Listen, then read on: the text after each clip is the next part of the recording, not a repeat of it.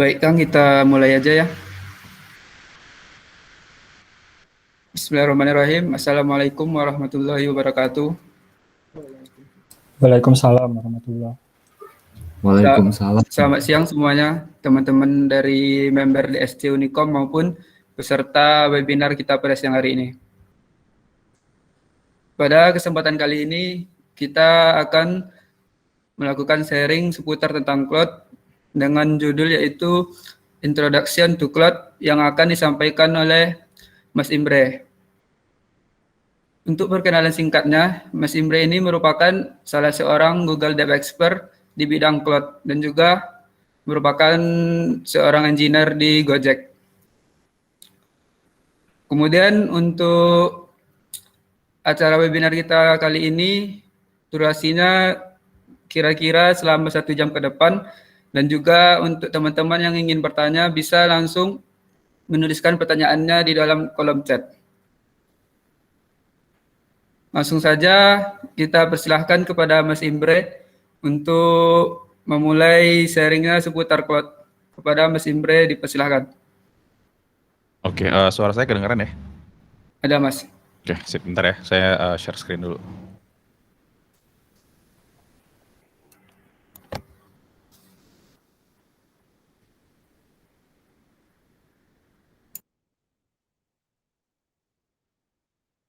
Oke, kelihatan ya? Kelihatan Mas. Oke, sip. Jadi kita mulai aja. Selamat siang ya, selamat siang semuanya teman-teman dari DSC Unicom yang udah ngundang saya buat ngisi siang ini tentang Intro to Cloud. Jadi sebenarnya saya pakai slide bangkit karena saya rasa slide bangkit ini udah cukup banget untuk intro ke cloud. Jadi nanti kita akan bahas tentang cloud itu seperti apa. Kemudian nanti saya akan tunjukin gimana sih cloud itu sebenarnya, ada apa aja di dalam cloud. Jadi nanti kita akan ke sana. Jadi perkenalkan lagi, saya Imre, saya Google Developer Expert di cloud dari tahun 2019 sampai sekarang. Dan sekarang saya juga bekerja sebagai cloud platform engineer di tim GoPay.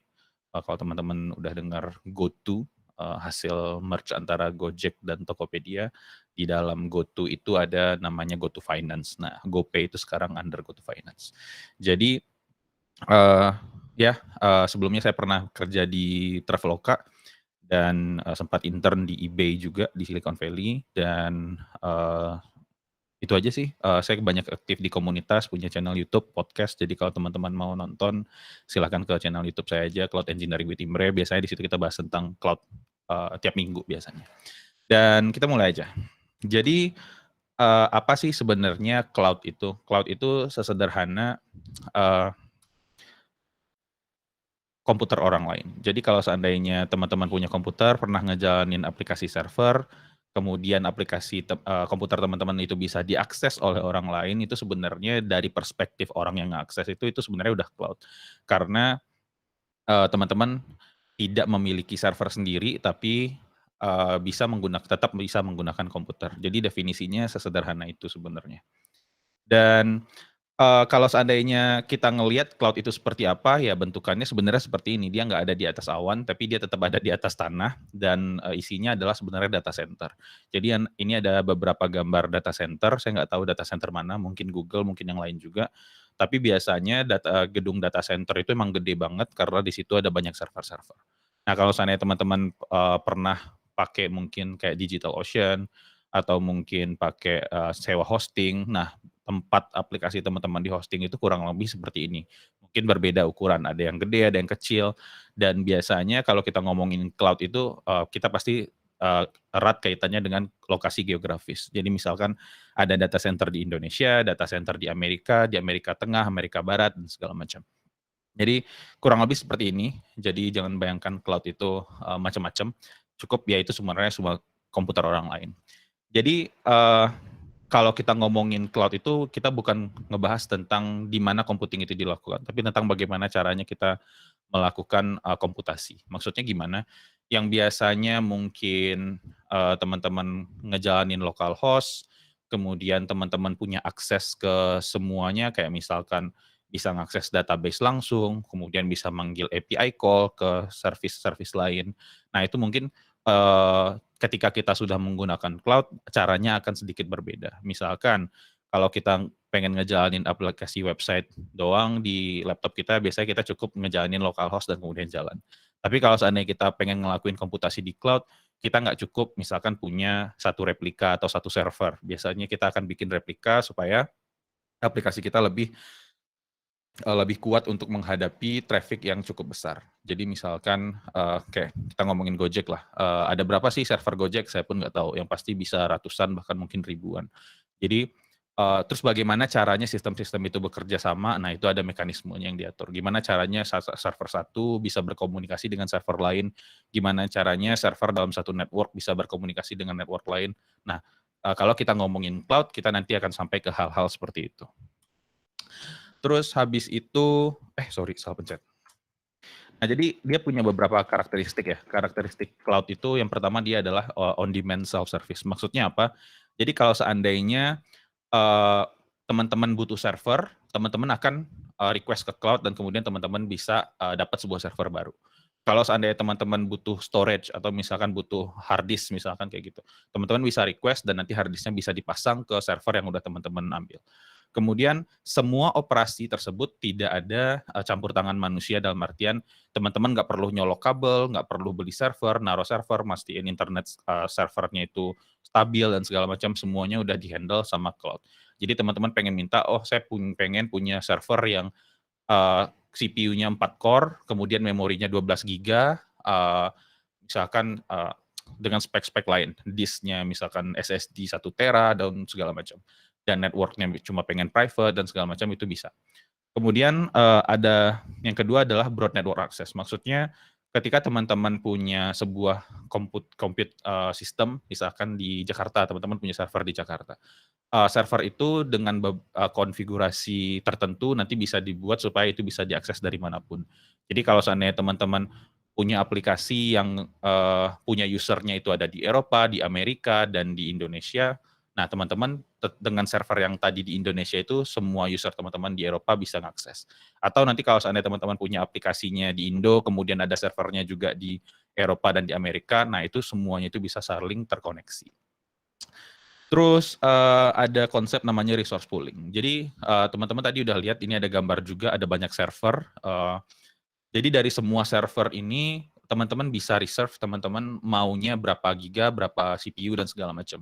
Nah, nanti kan ada banyak orang yang nge-request ya, otomatis akan ada semua server ini tuh bukan berarti satu rack ini, satu komputer yang ada di sini tuh cuma dipakai oleh teman-teman.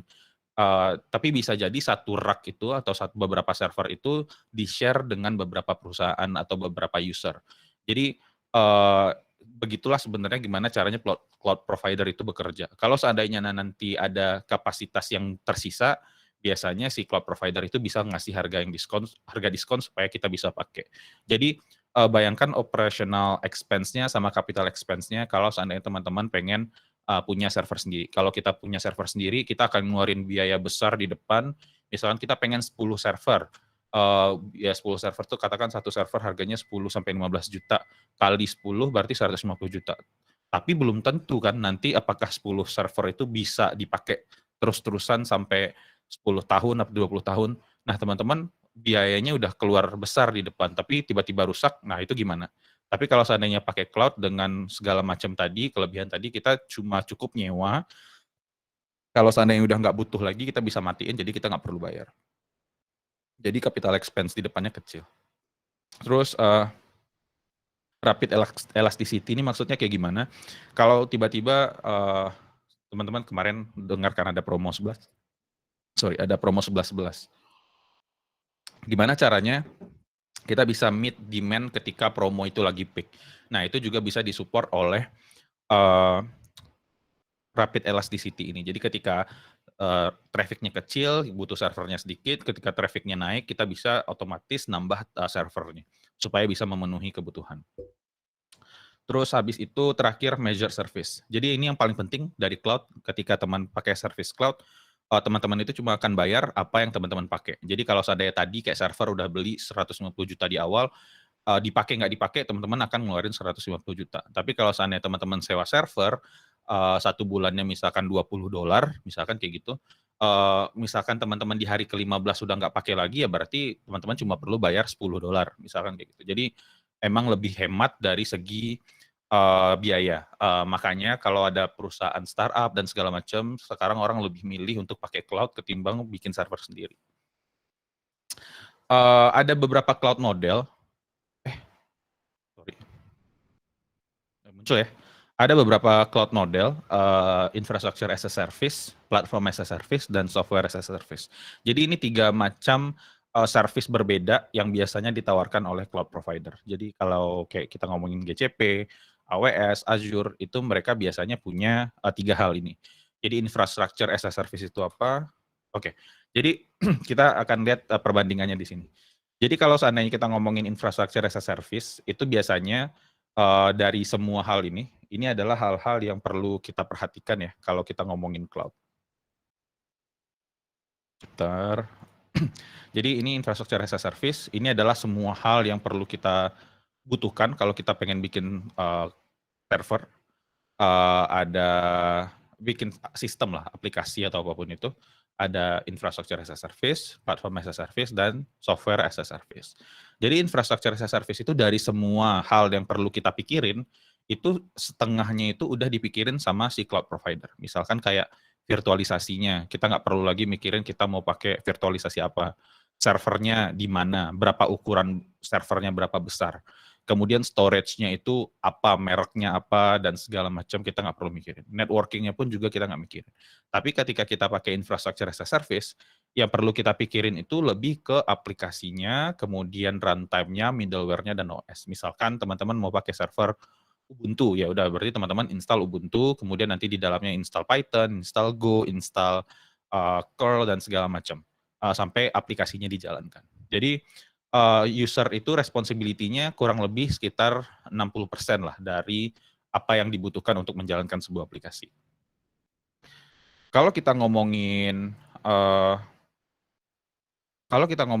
ini platform as a service, biasanya kita akan ngebahas tentang aplikasi. Teman-teman udah punya aplikasi, codingannya, udah punya database dan segala macam, tapi teman-teman pengen deploy doang.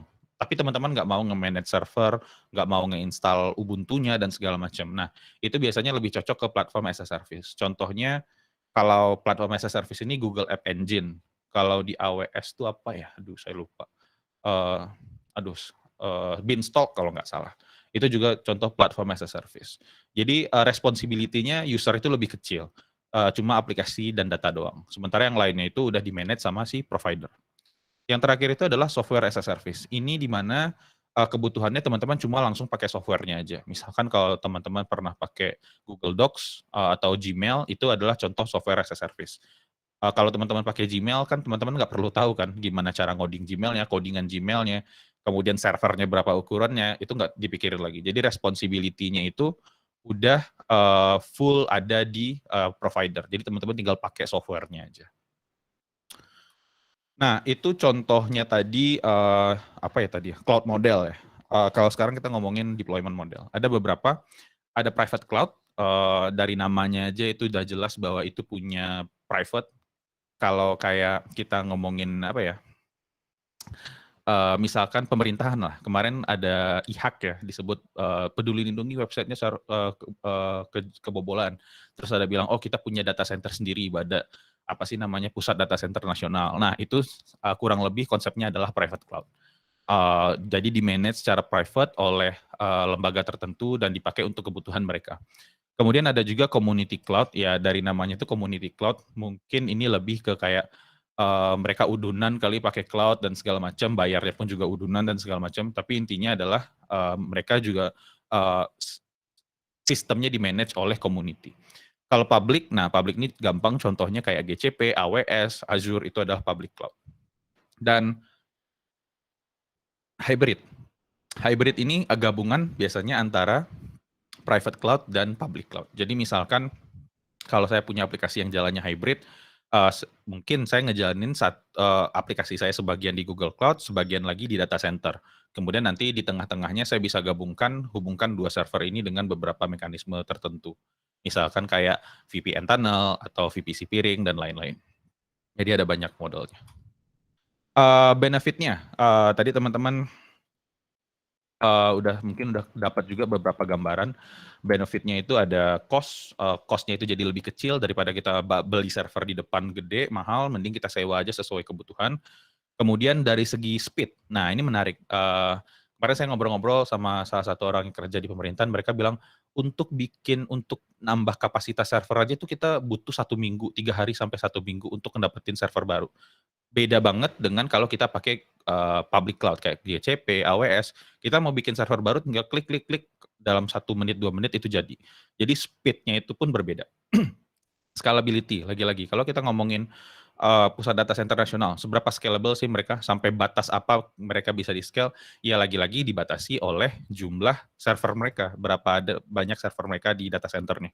Tapi kalau kita ngomongin cloud itu ya Google tuh ada data center dimanapun, kalau seandainya habis di sini kita mungkin bisa pakai data center lain dan segala macam. Jadi scale-nya bisa gede, scale-nya pun bahkan internasional, bisa di region Europe, Amerika, Indonesia, dan lain.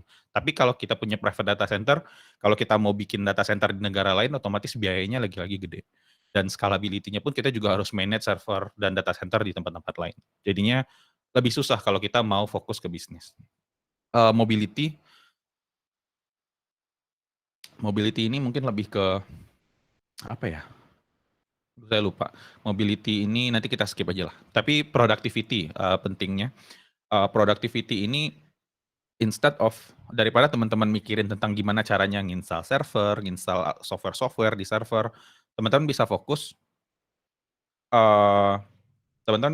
tentang bagaimana caranya ngodingnya, bagaimana caranya ngedevelop fiturnya. Jadi teman-teman nggak perlu lagi mikirin tentang gimana ngedevelop server atau nge-manage server. Terus reliability, ini udah jelas ya kalau kita ngomongin siapa sih yang nggak tahu Google gitu loh, misalkan AWS yang udah berpengalaman bertahun-tahun di industri cloud. Mereka udah punya sistem security sendiri, mereka udah bisa punya mekanisme untuk memastikan aplikasi kita lebih bagus jalannya di semua tempat. Jadi lebih reliable ketimbang kita rely kepada mungkin data center sendiri atau kayak misalkan pusat data center nasional misalnya kayak gitu. Kita nggak tahu seberapa reliable mereka, berapa SLA-nya, kalau kita pakai di sana berapa SLA-nya. Makanya mungkin teman-teman kalau pakai aplikasi pemerintah mungkin kadang kok lemot sih, kok kadang error. Nah, itu bisa banyak faktor. Mungkin salah satunya adalah data center mereka. Saya kebanyakan ngebahas pemerintah ya. History of cloud. Jadi kalau di awal-awal ketika Amazon dan kemudian ada Google baru berdiri itu, teman-teman mungkin ada yang pernah lihat ada gambar founder-foundernya tuh punya data center, punya server, punya komputer waktu itu, komputer di rumah mereka yang jadi data servernya dari Google atau Amazon dan lain-lain. Semuanya tuh bermula di tahun segini. Semuanya itu on premise, artinya mereka nge-manage server mereka sendiri. Spotify pun dulu juga untuk data processing-nya pun juga on premise dan segala macam. Kemudian di tahun 2000-an muncul tren ada data center, ada AWS, kemudian ada Google Cloud juga punya data center dan segala macam. Tapi pada saat itu AWS, Amazon waktu itu masih data center mereka untuk kebutuhan mereka sendiri. Jadi mereka beli hardware-nya, mereka manage, dan kemudian mereka sewa tempatnya. Di tahun 2006 baru muncul konsep virtualisasi, di mana satu server itu simpelnya itu bisa dipakai untuk nge-run beberapa operating system. Dan di sana baru muncul konsep di mana kita bisa nyewa hardware dan nyewa space. Dan konsep payment bisnis modelnya pun juga berbeda. Jadi kalau saya punya satu server, saya nanti bisa install Ubuntu, bisa install Fedora dan lain-lain. Nah, nanti kita bisa bayar sesuai kebutuhan kita. Misalkan Ubuntunya doang berapa dan segala macam. Ya kalau kita provision server yang lebih besar, kita bayarnya sesuai yang kita bayar. Nah, di tahun 2009 tuh baru muncul konsep managed service. Managed service itu apa? Bayangkan teman-teman biasanya develop MySQL, jalan di lokal. Sebenarnya kalau kita pakai MySQL di production, kita tuh harus manage. Kita harus manage disknya, kalau udah mau habis kita harus tambahin, kalau udah mau habis kita harus punya alarm dan segala macam. Nah, tapi kalau seandainya kita pakai managed service, kita terlepas dari beban operasional seperti itu. Jadi kita tinggal fokus untuk pakai SQL-nya dengan cara menggunakan SQL query. Dan kita pun bayar sesuai dengan pricing dan yang apa kita gunakan. Jadi kira-kira seperti itu ya. Ini yang tadi saya bahas juga, kalau seandainya traditional investment itu mereka adalah beli barang. Jadi beli barang dan waktunya pun lama.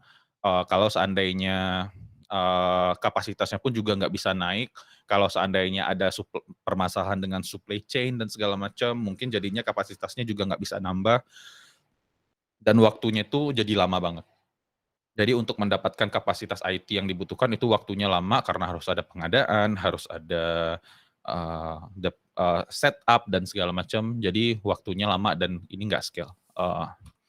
Sementara kalau kita ngomongin cloud computing model, itu kita untuk mendapatkan kapasitas IT yang sesuai dengan kebutuhan kita, itu kita bisa dapat dalam waktu yang relatif lebih cepat dengan capital expense yang lebih kecil. Maksudnya apa? Kita nggak perlu bayar server kan, kita nggak perlu beli server, tapi kita cukup sewa. Jadinya capital expense kita kecil untuk membeli barang-barang yang nanti akan kita butuhkan. Kalau ada yang nggak tahu capital expense, bayangkan teman-teman beli keyboard, itu capital expense biar bisa kerja, atau saya beli mic, ini capital expense juga. Tapi kalau operasional, misalkan saya bayar listrik yang sifatnya bulanan, nah itu operational expense.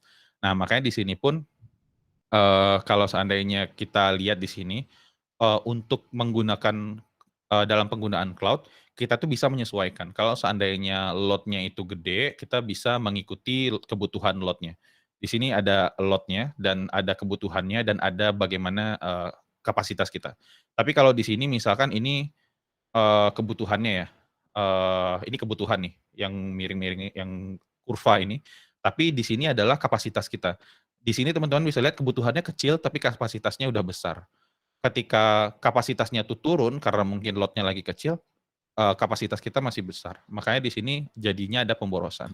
Sementara kalau kita pakai cloud, kita bisa menyesuaikan. Kalau load-nya kecil ya kita punya servernya dikit, kalau butuh banyak kita tambah, kalau butuh kecil lagi kita turunin, kalau butuh naik lagi kita bisa scale dengan cepat.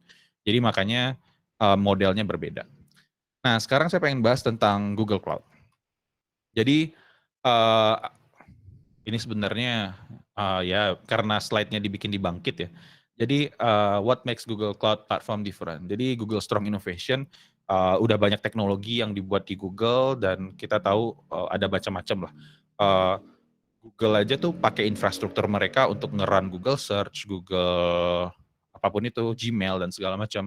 Dan ya sebenarnya yang kita pakai pun untuk aplikasi kita juga sistem dengan level yang sama, sistem dengan spek yang sama. Jadi ya kita bisa pakai punya standar seperti Google kira-kira. Kemudian ada Open Cloud. Google ini juga penganut aliran open. Open maksudnya apa? Jadi beberapa di komunitas open source itu ada beberapa standar. Kayak misalkan apa ya? Contohnya kayak tadi saya habis bahas Open Telemetry, kemudian itu udah disupport juga sama Google. Ada Open Census, itu disupport oleh Google. Kemudian ada macam-macam lah. Nah, poinnya apa? Ketika kita bisa pakai standar yang open, artinya standar itu di-define di komunitas, dan kita pakai itu, dan disupport oleh cloud provider-nya, artinya kalau kita pakai Google, suatu waktu kalau kita nggak mau pakai Google lagi, kita bisa pindah ke platform lain. Jadi kita nggak kekunci di Google. Misalkan kalau seandainya teman-teman pakai Cloud Function misalkan ya di Google, ya itu sifatnya adalah vendor lock-in. Artinya kalau teman-teman udah pakai Cloud Function, mungkin akan ada effort yang dibutuhkan kalau teman-teman mau pindah ke AWS Lambda, misalkan kayak gitu. Tapi Google ini juga udah support beberapa macam open standard. Kemudian ada manage dan serverless solution. Ini untuk mengurangi effort untuk nge-operate tadi, kayak manage database. Kemudian kalau teman-teman sama sekali nggak mau nge-manage database, ya teman-teman bisa pakai solusi serverless juga. Jadi ada banyak hal yang bisa dipakai untuk ngurangin effort untuk memanage server. Best in class security and network. Jadi emang habis ini kayaknya kita bakal bahas network. Tapi dari cara, kalau menurut saya pribadi, dari caranya Google nge-provide produk VPC mereka untuk network itu scale banget dan easy banget untuk dipakai. kalau menurut saya. Jadi nanti teman-teman kalau belajar GCP, belajar networking, itu saya rasa itu udah paling enak belajar konsepnya. Nah, ini ada konsep yang penting juga kalau kita ngomongin cloud. Tadi udah sempat saya mention geografi dan region. Jadi kalau kita ngomongin cloud itu pasti ada data center di negara tertentu atau di benua tertentu, dan kemudian di masing-masing lokasi, misalkan kalau kita ngomongin Indonesia, itu biasanya ada beberapa data center. Data center di situ disebut zone. Jadi ada region Asia Southeast 2 untuk Jakarta, tapi nanti ada zone A sama zone B. Zone A itu ada gedungnya misalkan di Kuningan, zone B itu misalkan gedungnya ada di Tamrin, misalkan kayak gitu. Atau mungkin zone B itu bahkan adanya di Patiukur, misalkan kayak gitu ya. Jadi bisa kayak gini. Nah, gunanya buat apa? Supaya nanti teman-teman juga bisa ngedeploy aplikasi teman-teman di beberapa tempat. Jadi kalau seandainya tiba-tiba ada data center yang kebakaran, amit-amit, aplikasi teman-teman nanti tetap bisa jalan di data center lain yang nggak terpengaruh apa-apa. Jadi kenapa konsep geografi dan region ini penting. Jadi saya nggak tahu ini gambar diambil tahun berapa, tapi kira-kira ini GCP region ada di Jakarta yang paling baru, ada di Singapura, Sydney, Taiwan, Tokyo, Seoul, kemudian ada LA, ada Vegas, ada macam-macam lah, ada banyak. Dan yang paling penting adalah dari semua data center ini, kalau teman-teman lihat, titik-titik tadi itu terkoneksi secara global. Artinya kalau teman-teman mau pakai data center di sini, ya mau connect yang ke Jakarta juga relatif lebih gampang, dan latensinya pun juga minimal karena lewat traffic GCP-nya sendiri, juga punya lewat network GCP itu sendiri, jadi bisa lebih cepat. Ketimbang kalau teman-teman pakai traffic lewat internet, karena biasanya internet tuh hop-nya panjang dan kemudian ada banyak hal yang terjadi di internet, belum lagi tiba-tiba di tengah-tengah bisa putus dan segala macam.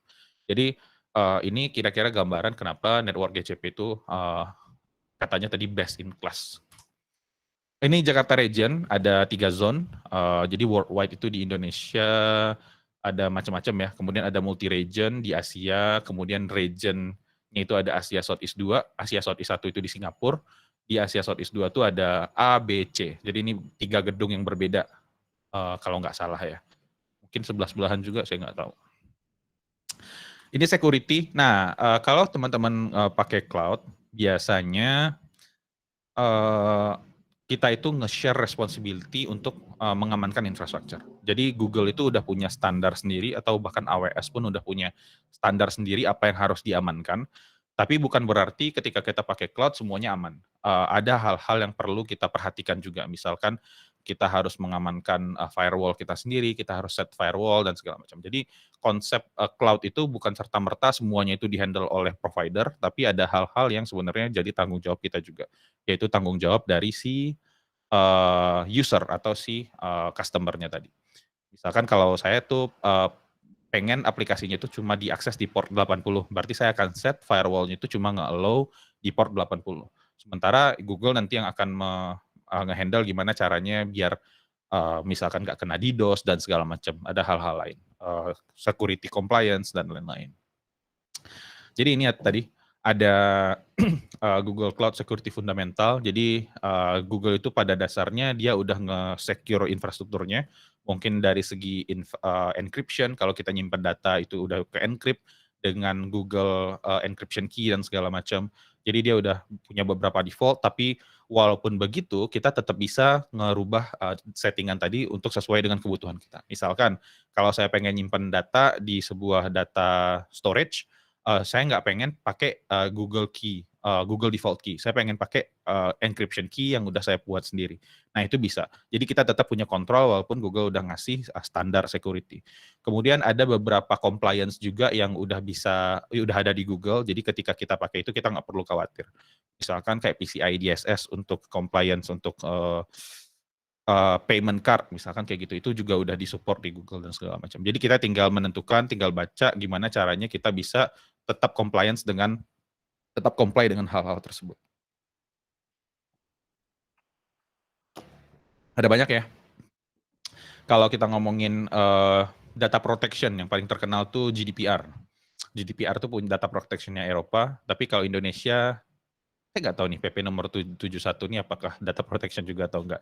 Tapi Google itu pada dasarnya mereka udah punya compliance dengan beberapa hal. Kayak global tuh ada ISO sekian, kemudian untuk masing-masing country itu dia juga punya compliance kayak GDPR, kemudian di Jerman punya ini, di Switzerland punya FINMA dan segala macam.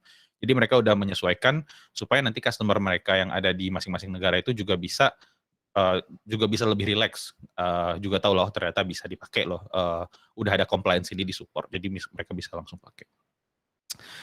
Jadi interacting with Google Cloud. Sebelum ke sini, mungkin ada pertanyaan dari teman-teman di Google Meet. Oh, ada nih kayaknya nih. Oh, belum ada ya. Kalau seandainya ada yang mau nanya langsung, boleh silahkan tanya langsung aja. Ada? Sepertinya belum ada, Mas. Oh, oke. Tadi saya lihat di YouTube kayaknya ada yang nanya. Biaya infrastruktur as a code dan platform as a code rendahan mana? Jadi tergantung penggunaan. Bisa aja dua-duanya tuh mahal kalau penggunaannya besar. Jadi nggak tergantung dari IaaS atau PaaS. Jadi ya kalau seandainya dua-duanya penggunaannya gede ya jadinya tetap mahal. Udah itu aja sih. Kita coba lanjut. Sekarang saya pengen nunjukin Google Cloud itu seperti apa.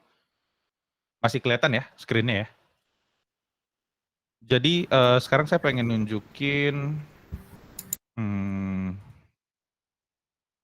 Console Cloud. Jadi ini adalah GCP Console di mana teman-teman akan berinteraksi dengan Google Cloud. Jadi kalau di GCP itu konsepnya kita punya sebuah project. Project itu misalkan saya akan bikin project baru. Misalkan namanya adalah Himbre DSC Unicom Demo. No organization saya akan create. Jadi kalau di GCP project ini adalah apa ya? Salah satu kayak semacam grouping lah. Kalau seandainya teman-teman punya aplikasi, misalkan aplikasinya Gojek Staging atau Gojek Production. Nah, teman-teman bisa bikin project namanya Gojek Staging atau Gojek Production. Di mana nanti di dalamnya itu ya, kalau Gojek Staging berarti nanti ada server staging, ada database staging, kemudian ada firewall staging, dan lain-lain. Begitu juga dengan production. Sekarang saya bikin sebuah project baru di sini. Nah, untuk demo paling gampang itu sebenarnya adalah dengan menggunakan Compute Engine. Tadi saya ngebahas tentang gimana caranya kita pengen bikin server, kita bikin infrastruktur as a service. Saya akan masuk ke Compute Engine, bikin sebuah VM di sini. Kemudian enable, saya aktifin API-nya dulu. Kita pasti aktifin sambil nunggu, saya coba lihat ada yang nanya. Belum ada yang nanya ya. Kalau seandainya ada pertanyaan, kalau yang di Google Meet bisa langsung ditanyain aja. Tapi kalau seandainya nggak ada, nanti saya coba lihat yang di YouTube. YouTube belum ada juga sih. Oke, kita sambil nunggu. Sambil nunggu kita bisa lihat. Jadi kalau di Google Cloud itu ada banyak offering sebenarnya. Ada untuk serverless, ada beberapa, ada storage juga, kemudian ada database, ada Bigtable, ada SQL, ada Spanner. Jadi tergantung kebutuhan. Nah, saya sering ngebahas item-item ini di YouTube saya. Jadi teman-teman kalau mau silahkan follow aja atau subscribe. Terus di sini ada beberapa hal yang terkait dengan networking juga. Jadi ada banyak, tapi nggak perlu teman-teman takut untuk mulai karena ketika kita mulai belajar cloud, kita nggak akan nyentuh semuanya. Nanti pelan-pelan kita akan nemu, oh kita mulai butuh monitoring nih, nanti kita akan install monitoring. Kemudian ada untuk data processing juga, big data analytic, ada Dataproc untuk Spark, kemudian ada PubSub untuk message queue atau message broker, ada Dataflow juga untuk streaming analytic, streaming processing, kemudian ada, belum sih. Kemudian ada BigQuery juga, kalau pernah dengar salah satu teknologi Google yang canggih juga. Sekarang kita udah aktif ini, kita coba bikin Compute Engine, VM.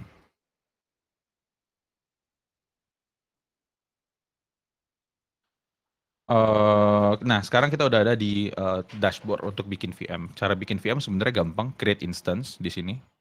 Kemudian dari sini, nanti teman-teman akan ditanyain nama VM-nya apa. Misalkan saya akan pakai DSC demo server, misalkan kayak gini. Saya akan pilih data centernya mau di mana. Sekarang udah ada muncul informasi tentang karbon dioksidanya juga. Menarik. Jadi saya akan sekarang pilih di Jakarta aja paling dekat. Saya pilih zona A. Saya nggak tahu zona A ini di mana, tapi di sini kita bisa lihat nih harga estimasinya itu adalah $34,19. Jadi kira-kira sejam tuh sekitar 5 sen. 5 sen itu mungkin sekitar bukan 5 sen malahan, bahkan 5 sen ya bener ya. 5 sen, ya 5 sen sejam. Berarti kali aja lah 14.000. Terus ini tergantung nanti dari type dari mesinnya. Jadi kalau seandainya saya butuh seriesnya yang paling baru, saya kasih E2, kemudian machine type-nya saya bisa pilih yang sangat besar. Itu akan harganya jadinya berbeda. 1 bulannya bisa sampai $800. Tapi kalau seandainya saya mau bikin custom, sebenarnya juga bisa. Butuh berapa sih? Misalkan core-nya segini, memorinya segini, saya bisa atur lah, bisa bikin custom. Tapi sekarang saya pakai yang murah-murah aja, biar saya nggak kena charge gede-gede. Ini $10 sebulan. Jadi ini 1 jam, jadi kalau teman-teman cuma bikin 5 jam, pakai 5 jam berarti nanti bayarnya cuma 5 sen. Ada banyak config di sini, tapi nggak perlu kita lihat juga. Teman-teman bisa deploy container kalau mau, ada Docker image kalau udah ada, tapi itu bahasan yang lain. Nah, di sini ada boot disk. Kita bisa ganti disknya itu berapa giga. Change di sini misalkan jadi 20 giga, atau kita mau pakai operating systemnya apa. Tadi saya bilang bisa pakai Ubuntu kan, bisa di sini udah ada Ubuntu juga. Kemudian macam-macam. Saya pakai Ubuntu aja sekarang. Kemudian saya bisa atur beberapa hal, ada firewall juga. Kemudian di sini saya bisa set beberapa hal kayak networking, network tag, dan segala macam. Sekarang saya akan create. Saya akan create dan udah kira-kira bikin VM tuh sebenarnya sesederhana itu. Saya coba cek firewall rule-nya dulu ya. Bisa SSH nggak nih? Jadi kita tunggu bentar sampai VM-nya selesai, nanti kita udah bisa lihat harusnya. Sekarang saya pengen cek security dulu sebentar. Di mana ya Compute Engine? Compute Engine, saya pengen cek firewall rule. Di mana ya? VPC. Kok lupa. Ini coba refresh. Nah, ini udah ada sekarang, udah dapat IP juga, udah dapat internal IP. Sekarang saya coba SSH. Saya buka di sini aja, mudah-mudahan bisa. Harusnya sih bisa. Default HTTP, default allow SSH, udah harusnya bisa. Nah, jadi kita sekarang lagi coba SSH ke VM-nya. Kalau kita udah punya server, biasanya kita bisa SSH. Nah, sekarang kita udah masuk ke dalam VM-nya. Sekarang saya akan lihat beberapa hal. Misalkan saya pengen sudo apt get update. Kok nggak bisa ya? apt update ya. apt update. Sudo apt update. Nah, gitu. Saya bisa update. Kemudian nanti saya bisa melakukan macam-macam lah. Saya bisa install segala macam. Tapi ini kita melakukan operasinya di satu VM. Jadi sama kayak teman-teman nyewa server di DigitalOcean, ini sama persis apa yang teman-teman dapat. Misalkan kita mau curl, kayak gini. Kita curl Google bisa juga, dan pokoknya semua hal yang mau teman-teman lakukan itu bisa dilakukan dengan VM ini. Jadi sesederhana itu bikin sebuah server di Google Cloud atau in general di cloud. Di AWS pun juga relatif lebih simple, tapi emang ada beberapa step aja yang perlu diikutin. Masing-masing cloud provider itu punya style masing-masing, UI-nya berbeda, experience-nya berbeda, tapi pada dasarnya mereka akan memprovide kita compute resource kayak VM, data storage, dan lain-lain. Jadi kira-kira itu aja. Kalau seandainya ada punya pertanyaan, silahkan. Kalau ada, saya kasih yang di Google Meet dulu deh.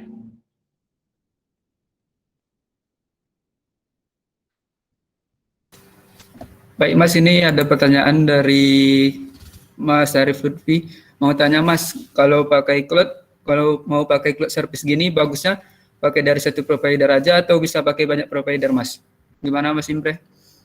Oke, sebenarnya bisa kalau mau pakai dari beberapa provider, cuman yang perlu dipertimbangkan itu dari segi cost ya. Jadi misalkan kalau kita pakai satu cloud provider dengan cloud provider lain dan dua-duanya itu komunikasi, dari satu cloud itu ke cloud lain itu biasanya kan ada traffic ya. Nah, traffic itu biasanya di-charge. Jadi kalau seandainya kita pakai traffic internet itu akan ada biayanya.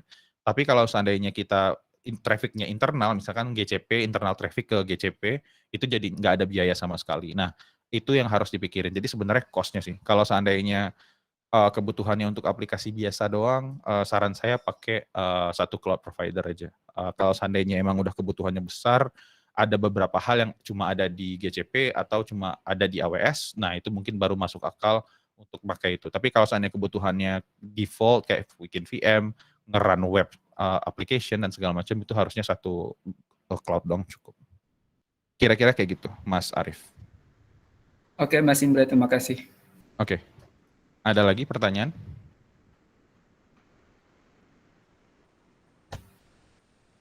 Oh, kalau mau nanya langsung boleh sih. Nggak perlu di chat juga. Buat teman-teman yang ingin nanya bisa langsung on mic-nya ataupun silakan tulis pertanyaannya di kolom chat.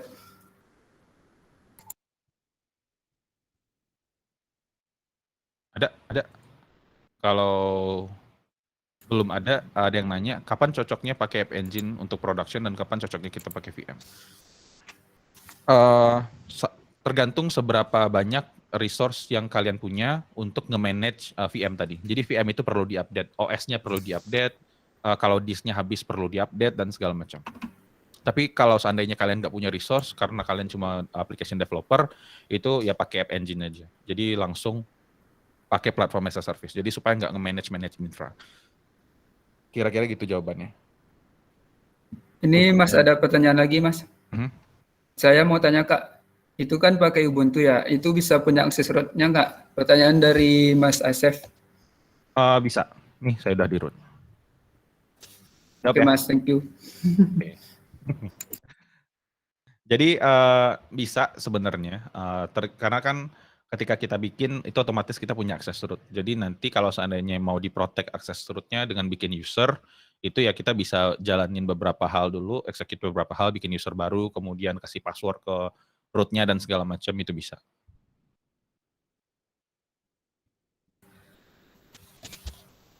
Kalau saya ingin ini kamu nanya Kang, buat teman-teman mahasiswa yang ingin berkarir di engineering tentang cloud ini, ada nggak tips and triknya? Dan apa portofolio yang harus disiapkan untuk mahasiswa yang ingin berkarir di cloud? Ya, terima kasih Mas Arsi pertanyaannya. Jadi apa yang harus dipersiapkan? Kalau seandainya teman-teman emang pengen berkarir sebagai cloud engineer atau SRE atau DevOps, itu sebenarnya tadi saya sempat bahas juga, pintunya ada banyak. Apakah teman-teman yang perlu itu teman-teman mau fokusnya kemana? Apakah untuk application delivery, misalkan pengen ngebantu orang gimana caranya supaya aplikasi orang itu bisa ke-deploy ke cloud. Nah, itu ada satu section sendiri, ada satu bidang sendiri atau satu area sendiri. Kalau teman-teman pengen fokus ke database, nge-manage database atau jadi database administrator, itu bisa dilakukan kayak gitu juga. Berarti skill set-nya udah beda. Yang tadi satu untuk application development, berarti harus bisa mungkin minimal Java atau Go atau Python atau Node.js dan segala macam. Kalau mau jadi database administrator, berarti ya harus paham Linux, kemudian paham juga SQL query dan lain-lain. Jadi tergantung mau ke arah yang mana. Sebenarnya banyak. Jadi pertanyaan pertama yang tadi sempat saya bilang juga di live streaming tadi sebelum makan siang, saya bilang bahwa ya tentukan dulu teman-teman mau belajar apa dan mau kemana. Nah, dari sana baru tahu nanti perjalanannya seperti apa. Dan banyak kok kalau teman-teman cari how to be database administrator, how to be DevOps, how to be segala macam itu nanti udah ada. Jadi tinggal ngikutin dari sana aja. Dan yang paling penting kalau saran saya adalah hands on. Kebanyakan orang pengen jadi sesuatu tapi nggak mau hands on karena hands on itu emang lama, butuh waktu berjam-jam dan segala macam. Tapi ya kalau seandainya emang pengen mendalami sesuatu ya emang harus hands on, nggak bisa baca teori doang. Atau mungkin ikut webinar doang kayak gini itu nggak bisa. Jadi emang harus nyobain langsung. Itu ya Mas Arsy ya. Iya. Kalau buat portofolionya Mas, ada nggak misalnya yang harus disiapkan? Kalau portofolio ya tadi misalkan kalau seandainya teman-teman mau develop jadi DevOps ya mungkin teman-teman bisa bikin portofolio untuk nge-deploy aplikasi teman-teman ke cloud atau bikin sebuah produk yang memang dipakai orang, atau kalau pengen jadi database administrator emang nunjukin bikin portofolio tentang blog gimana nge-config server untuk Postgres-nya supaya lebih efektif atau supaya lebih punya performa yang lebih bagus dan segala macam. Jadi ada banyak hal. Kalau seandainya mau DevOps di bidang observability atau monitoring, mungkin bisa ngasih tahu portofolionya pernah nge-setup Prometheus untuk beberapa VM dan segala macam. Jadi ada banyak hal. Intinya portofolio itu nanti akan dibentuk dari hands-on yang teman-teman lakukan. Oh, teman-teman ngeliat, oh gue lagi belajar ini, ya itu nanti bisa jadi portofolio juga. Tapi pastiin belajarnya emang selesai. Jangan cuma sekedar, oh belajar dikit, baca, terus dijadiin portofolio. Tapi emang harus ada sesuatu yang bisa dilihat dari portofolio tadi. Oke Mas, terima kasih. Oke. Ada lagi pertanyaan? Ini ada lagi dari Mas Sarif Lutfi. Mau tanya lagi Mas, possible nggak sih buat nge-host app yang 100% free di Google Cloud Platform? Enggak lah, nggak mungkin lah. Nggak mungkin. Tapi kalau teman-teman mau belajar itu dapat kredit $300, saya rasa itu cukup untuk belajar. Jadi register sekarang, sign up, terus langsung dapat $300. Semoga menjawab ya pertanyaan dari Mas Arif Lutfi. Ada yang nanya juga nih kalau boleh, izin bertanya, untuk arsitektur awal kita perlu menggunakan manage SQL kayak Cloud SQL, atau kita cukup perlu menggunakan VM yang kemudian kita install manual database. Sebenarnya tergantung, kalau ada duit dan nggak mau repot pakai manage SQL aja, tapi kalau seandainya budgetnya lebih sedikit, itu bisa pakai VM dan install DB di sana. Sorry. Cuman jadi kekurangannya kalau seandainya udah diinstal DB di VM ya jadinya nanti harus nge-manage DB-nya terus-terusan. Gitu ya. Itu sih. Ada lagi pertanyaan dari Google Meet belum ya? Untuk tes kemampuan server kita dengan app kita yang udah jalan itu gimana caranya? Ada konsep namanya load testing. Jadi kalau seandainya teman-teman udah deploy aplikasi, pengen tahu kapasitasnya gimana, bisa nge-serve berapa user, concurrent user, itu ada konsep load testing. Salah satu toolsnya namanya Locus. Kalau mau lihat, kalau mau nyobain, silahkan di-search saja LOCUST. Locus. Ada pertanyaan lagi? Di YouTube saya soalnya ada beberapa pertanyaan nih. Kalau nggak ada di Meet, saya ke YouTube dulu. Ini webinar ya? Iya. Bang, mau tanya, ada 10 website yang dibangun disimpan hosting ini dalam satu cloud, apakah bisa?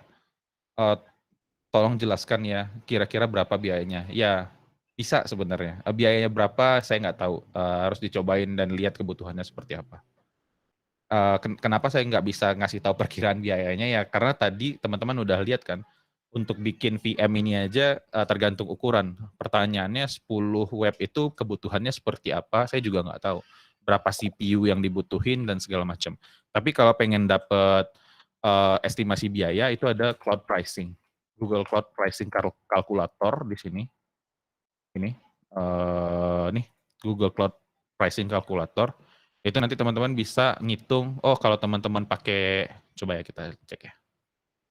Kalau kita pengen pakai Compute Engine ya di sini. Kita pengen Compute Engine, kemudian kita pakai satu instance-nya untuk random, operating sistemnya yang berbayar. Misalkan yang free aja deh, Ubuntu, machine size-nya ada machine class-nya regular, family-nya general purpose, series-nya ini, pakai N1 aja yang lama, kebutuhannya satu CPU 4 GB, size-nya segini, kemudian local SSD-nya ini kita kosongin, data center-nya kita pilih di Vegas misalkan, nanti kita bisa add estimate di sini. Nah, ini kita bisa tahu nih, berarti estimated component cost 1 bulannya sekitar segini. Jadi dengan pricing calculator ini teman-teman bisa memprediksi sendiri lah berapa kebutuhannya nanti.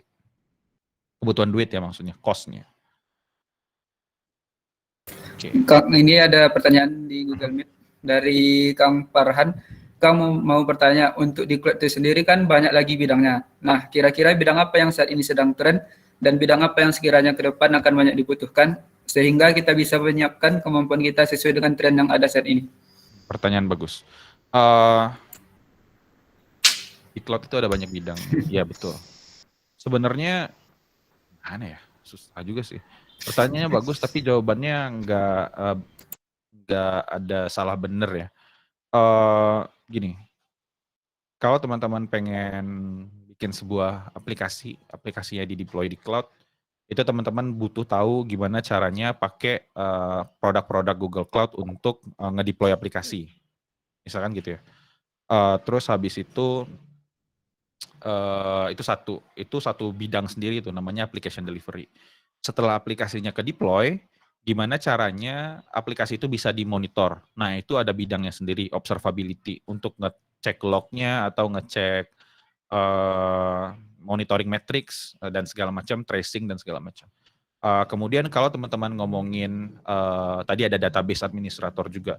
Tanpa adanya database, aplikasi teman-teman tuh jadi sebenarnya nggak ada gunanya karena dia jadinya ya nggak bisa nyimpan apa-apa kan. Itu ada orang sendiri yang fokus. Kalau di tim saya itu ada orang yang emang ngurusin database doang. Terus ada juga orang-orang yang ngurusin tentang fiturnya.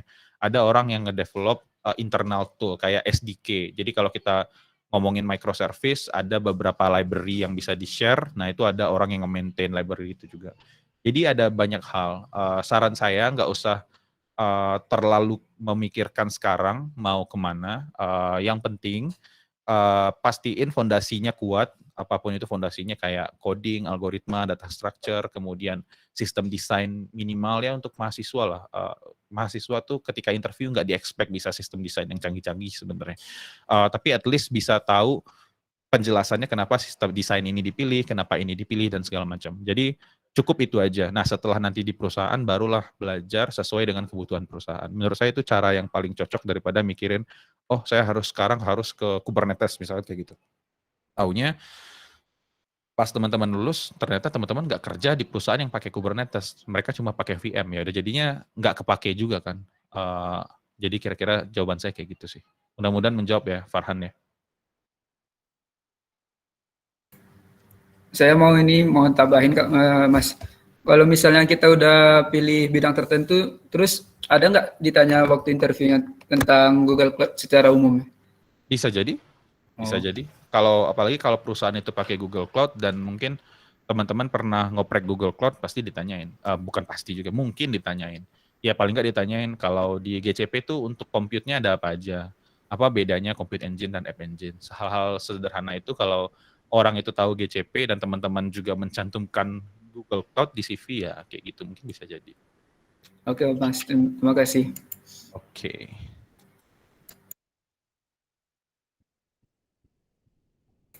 Buat teman-teman yang ingin bertanya, silahkan langsung aja on mic ataupun tulis pertanyaannya di kolom chat. Oh ya, ini ada yang nanya juga nih, Bang, saya coba pakai GCP, pakai Genius, kok nggak bisa? Setahu saya dulu Genius bisa. Jadi kalau teman-teman tadi mau register Google Cloud, itu bisa pakai kartu kredit atau pakai Genius dulu, atau pakai mungkin sekarang ada Bank Jago yang lebih lagi ngetren ya. Cobain aja, yang penting kartu debitnya itu bisa dipakai sebagai kartu kredit, itu harusnya bisa. Ada banyak kok harusnya sekarang yang bikin bank digital kayak gitu, harusnya kartu debitnya bisa dipakai untuk transaksi online. Saran saya cobain aja. Oh mungkin ini, kalau nggak salah kalau mau pakai kartu-kartu kayak Genius, Bank Jago itu pastiin ada saldonya di kartunya. Karena ketika register walaupun dia itu sebenarnya nggak nge-charge, tapi dia ngetes $1 biasanya, terus nanti $1 dibalikin. Biasanya karena itu juga. Itu aja sih. Ada lagi pertanyaan dari peserta webinar? Nggak ada ya?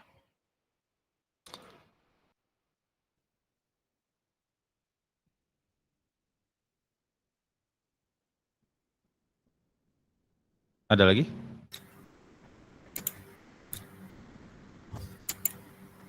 Sepertinya udah nggak ada lagi, Mas. Oke. Sip. Kalau gitu, kalau nggak ada pertanyaan lagi, kita cukupkan aja. Terima kasih buat teman-teman yang udah ngikutin di Google Meet dan juga di YouTube kali ya. Di YouTube ada berapa nih? Ada 50 orang kira-kira. Oke, sip. Thank you semuanya. Dari saya itu aja. Selamat siang. Assalamualaikum warahmatullahi wabarakatuh. Waalaikumsalam warahmatullahi wabarakatuh. Oh ya Mas, sebelum ini kami mau secara simbolis mau ngasih ini sertifikat buat Mas Imre sebagai pembicara. Oke, boleh. Gimana nih kalau ngasih sertifikat di online itu gimana caranya? Oh, ada Share screen. beginiannya ya. Wih, gokil nih, saya share screen nih. Jadi kami dari DSC Unicom ingin mengucapkan terima kasih buat Mas Imre sudah mau menjadi pemateri untuk webinar kali ini. Kemudian secara simbolis kami serahkan sertifikat ini kepada Mas Imre. Gokil, mantap. Terima kasih. Terima kasih semuanya udah di-invite untuk ngisi siang ini. Kirim via Japri.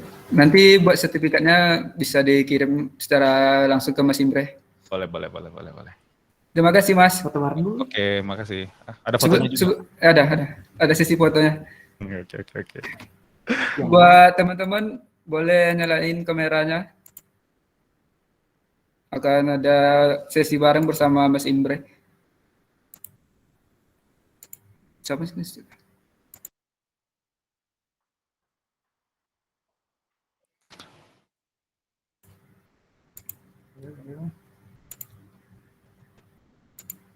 Ayo guys, nyalain kameranya. Nggak kelihatan.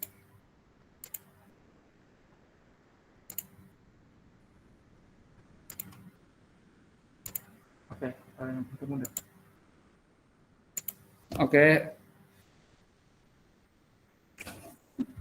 3, 2, 1.